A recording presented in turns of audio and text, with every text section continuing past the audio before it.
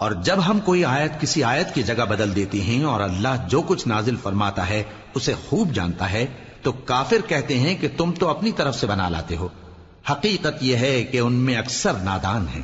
کہہ دو کہ اس کو روح القدس تمہارے پروردگار کی طرف سے سچائی کے ساتھ لے کر نازل ہوئے ہیں تاکہ یہ قرآن مومنوں کو ثابت قدم رکھے، اور حکم ماننے والوں کے لیے تو یہ ہدایت اور بشارت ہے۔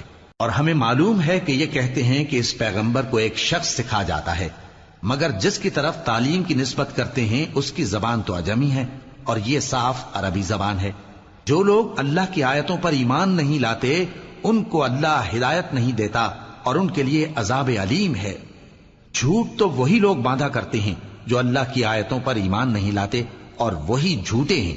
جو شخص ایمان لانے کے بعد اللہ کے ساتھ کفر کرے وہ نہیں جو کفر پر زبردستی مجبور کیا جائے اور اس کا دل ایمان کے ساتھ مطمئن ہو، بلکہ وہ جو دل سے اور دل کھول کر کفر کرے، تو ایسوں پر اللہ کا غضب ہے اور ان کو بڑا سخت عذاب ہوگا۔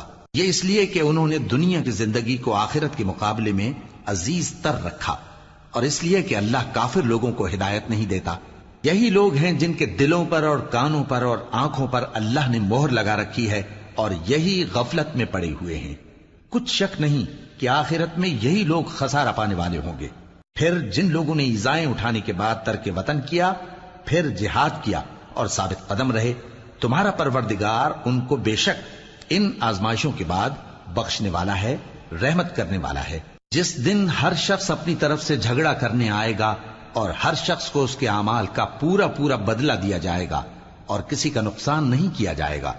اور اللہ ایک بستی کی مثال بیان فرماتا ہے جو کہ ہر طرح امن چین سے تھی، ہر طرف سے اس کا رزق با فراغت چلا آتا تھا، مگر ان لوگوں نے اللہ کی نعمتوں کی ناشکری کی تو اللہ نے ان کے اعمال کے سبب ان کو بھوک اور خوف کا لباس پہنا کر ناشکری کا مزہ چکھا دیا۔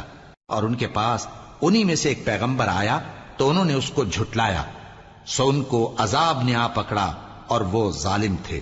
پس اللہ نے جو تم کو حلال طیب رزق دیا ہے اسے کھاؤ اور اللہ کی نعمتوں کا شکر بھی کرو اگر اسی کی عبادت کرتے ہو۔ اس نے تم پر مردار اور لہو اور سور کا گوشت حرام کر دیا ہے، اور جس چیز پر اللہ کے سوا کسی اور کا نام پکارا جائے اس کو بھی۔ ہاں، اگر کوئی ناچار ہو جائے تو بشرطے کہ گناہ کرنے والا نہ ہو اور نہ حد سے نکلنے والا، تو اللہ بخشنے والا ہے، مہربان ہے۔ اور یوں ہی جھوٹ جو تمہاری زبان پر آ جائے مت کہہ دیا کرو کہ یہ حلال ہے اور یہ حرام ہے، تاکہ اللہ پر جھوٹ باندھنے لگو۔ جو لوگ اللہ پر جھوٹ باندھتے ہیں ان کا بھلا نہیں ہوگا۔ جھوٹ کا فائدہ تو تھوڑا سا ہے، مگر اس کے بدلے ان کو عذاب علیم بہت ہوگا۔ اور جو چیزیں ہم تم سے پہلے بیان کر چکے ہیں وہ ہم نے یہودیوں پر حرام کر دی تھی، اور ہم نے ان پر کچھ ظلم نہیں کیا بلکہ وہی اپنے آپ پر ظلم کرتے تھے۔ پھر جن لوگوں نے نادانی سے غلط کام کر لیا پھر اس کے بعد توبہ کی اور نیکوکار ہو گئے تو تمہارا پروردگار ان کو توبہ کرنے اور نیکوکار ہو جانے کے بعد بخشنے والا ہے، رحمت کرنے والا ہے۔ بے شک ابراہیم لوگوں کے امام اور اللہ کے فرما بردار تھے جو ایک طرف کے ہو رہے تھے اور مشرکوں میں سے نہ تھے۔ اس کی نعمتوں کے شکر گزار تھے۔ اللہ نے ان کو برگزیدہ کیا تھا اور اپنی سیدھی راہ پر چلایا تھا، اور ہم نے ان کو دنیا میں بھی خوبی دی تھی اور وہ آخرت میں بھی نیک لوگوں میں ہوں گے۔ پھر اے نبی، ہم نے تمہاری طرف وہی بھیجی کہ دین ابراہیم کی پیروی کرو جو ایک طرف کے ہو رہے تھے اور مشرکوں میں سے نہ تھے۔ ہفتے کا دن تو انہی لوگوں پر مقرر کیا گیا تھا جنہوں نے اس میں اختلاف کیا، اور تمہارا پروردگار قیامت کے دن ان میں ان باتوں کا فیصلہ کر دے گا جن میں وہ اختلاف کرتے تھے۔